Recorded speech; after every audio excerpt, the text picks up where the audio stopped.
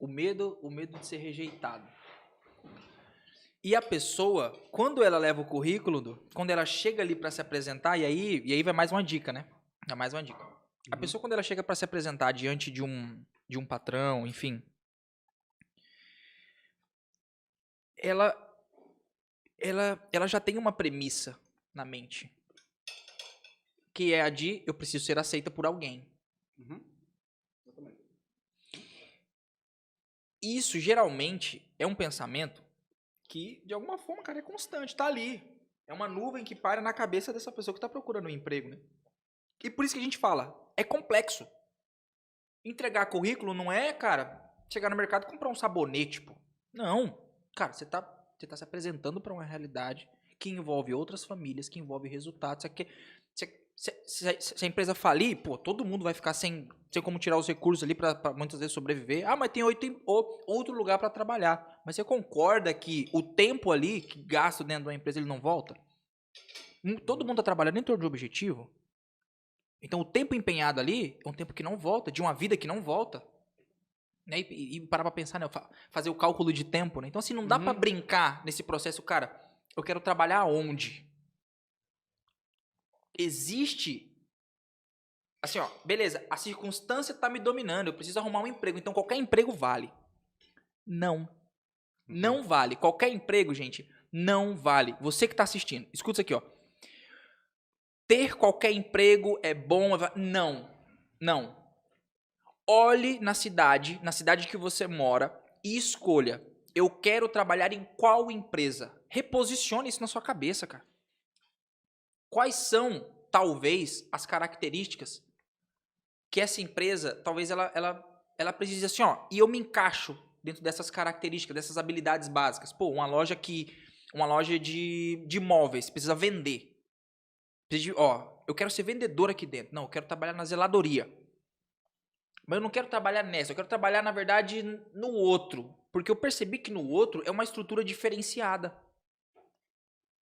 E eu tenho qualidades que eu posso desenvolver, que eu estou aberto a desenvolver e que vai fazer todo sentido. Então, assim, ó, você, dica. Não busque, não alimente, eu acho que essa é a melhor palavra, não alimente essa necessidade de ser aceito por qualquer empresa. Olha como isso é importante, cara. Não busque ser aceito por qualquer empresa. Não distribua currículos dessa forma. Escolha a empresa e busque, né, ter uma conversa séria. Porque são resultados envolvidos, porque são famílias, né, que estão ali envolvidas no processo ali, né, de ganhar dinheiro muitas vezes, de encontrar um certo sentido, porque o trabalho, ele tem um sentido muito prático, certo? Mas o trabalho, ele é o lugar onde você desenvolve habilidades e virtudes. Pode ser também, pode ser. Não somente, né, o trabalho ele não existe somente no sentido num sentido prático, digamos assim, né? Você não vale só para trabalhar, para executar o trabalho, né? Um sentido utilitarista. O sentido do trabalho é somente me dar dinheiro para comprar a comida. Você está entendendo que o trabalho só tem um sentido utilitário, mas o trabalho não é só isso. Ele pode ser também um lugar para você desenvolver virtudes, temperança, resiliência, certo?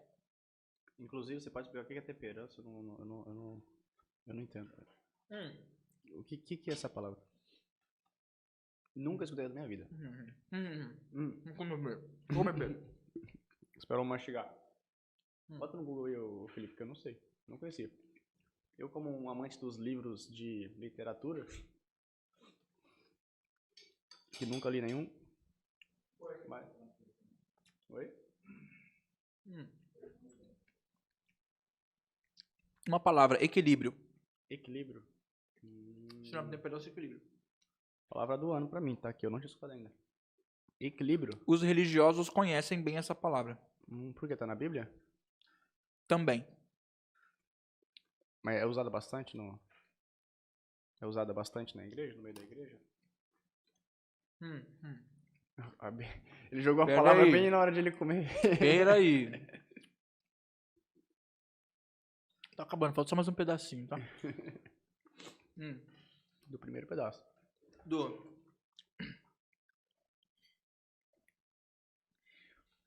Nós somos seres humanos e nós somos integrais, certo? Né? Nós não somos só essa bola de carne aqui, né? Que é vista. Certo? Nós temos outros elementos, cara, que também são, de alguma forma, né, que a gente não consegue, assim, entender o mecanismo dele. Nós somos o indivíduo biológico, enfim. Uhum. E esse indivíduo biológico, ele tem capacidades, né? E essas capacidades humanas, nós precisamos, de alguma forma, né? De certos tipos de organização para a gente conseguir desenvolver certas capacidades. Há pessoas que, de alguma forma, acreditam que não precisam, né? Mas uma das vertentes, sabe, de pensamento que eu defendo, cara, é que a religião, é que entenda, né? Eu não estou falando da religião A, B, C ou D. Mas a religião, de modo geral e genérico, ela tem uma influência na vida do ser humano muito forte.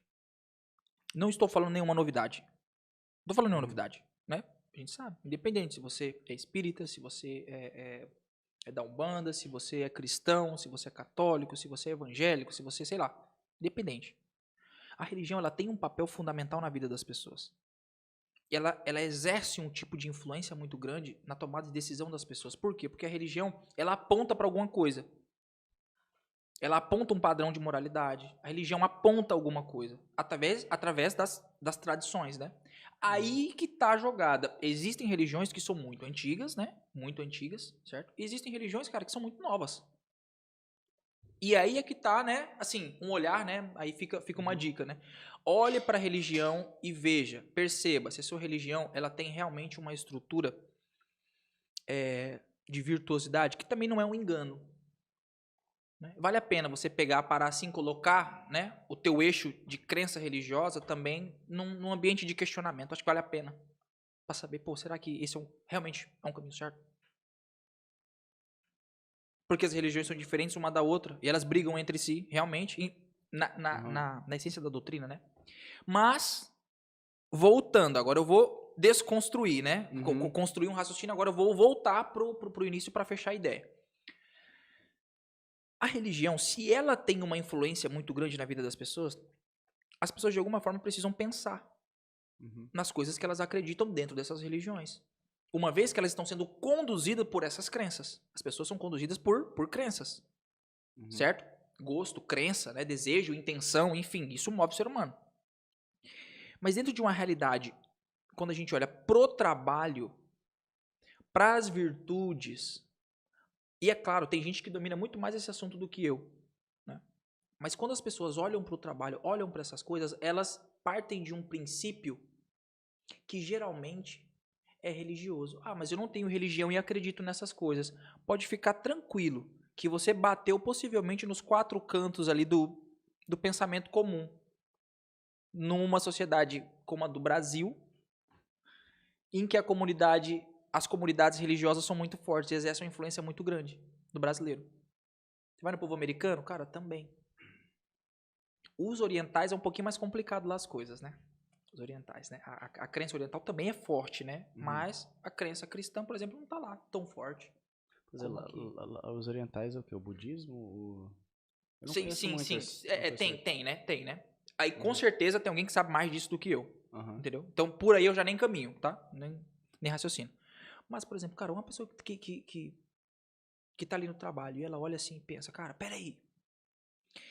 Eu não faço tal coisa, eu não gosto de tal coisa. Por quê? Você vai parar pra pensar mesmo, cara? Aquela pessoa tá pensando por base, muitas vezes, de uma religião, entendeu? Por base, muitas vezes, de uma crença familiar baseada em uma, entendeu? Uma crença familiar baseada numa crença religiosa. Numa tradição. Aí entra outro conceito, né? Tradição religiosa, entendeu? Então, não tem como cuidar de funcionário sem ter essa abertura, entendeu? Não tem como você que está procurando um emprego não ter esse alinhamento de expectativa, sabe? Pô, vou trabalhar naquela empresa, mas aquela empresa condiz com os meus valores religiosos? Não tem como, pô. Você vai entrar lá, você vai ficar infeliz. Uhum. Você vai viver uma dualidade, uma briga o tempo todo. Para você vai ficar mais fácil sair dali e buscar outro emprego. E vários outros problemas que são acarretados, né? Problemas emocionais, enfim, né? Devido a essa briga, que é uma coisa assim, interna, né? Na mente. Então, e para a pessoa que está trabalhando também. Cara, você precisa desenvolver capacidades. O empresário, quem ele está contratando? Sabe? Será que essa pessoa, será que o alinhamento de crenças, será que eles apontam para o mesmo sentido? Porque a ausência da religião, ela também causa um efeito na cabeça das pessoas. A ausência da religião causa. E é por isso que eu falo assim, a gente precisa estudar essas coisas. A gente precisa ir atrás dessas informações, entendeu? Por quê? Porque isso é fundamental para os nossos relacionamentos. Só isso. Isso é fundamental para os nossos relacionamentos. Ah, Vitor, mas você está falando então que eu devo contratar, se eu sou cristão, eu devo contratar só cristão? Não. Vitor, eu sou espírita, eu devo contratar somente espírita? Vitor, eu não tenho religião, eu devo contratar... Não é. Mas você deve, de alguma forma, ter uma abertura para esse assunto, para você, de fato, muitas vezes compreender a dor que aquela pessoa tem relacionada a certa coisa na vida dela. E isso vai para as outras áreas, né? Conhecimento sobre família, finanças, né? Finança familiar, criação de filhos. Se nós trabalhamos na mesma empresa, eu tenho 3 filhos, o Eduardo não tem nenhum. Já vai ter um, se Deus quiser. Se Deus quiser. Já é tio, né? Já é tio aqui, ó. Já é tio. Não, eu tô sabendo, tem que falar, mano. Tem que falar. Eu já tô quase batendo palma aqui. Eu nem parei de ver ela, nem vi ela ainda. Ah, eu tá. sempre quero saber na hoje à tarde agora, né? Massa. E assim, a crença ela vai até aí, mano. Entendeu? A crença das pessoas, elas têm crença. Geralmente, são crenças mais assim, difíceis de entender. Elas não entendem as crenças que elas têm. Entendeu?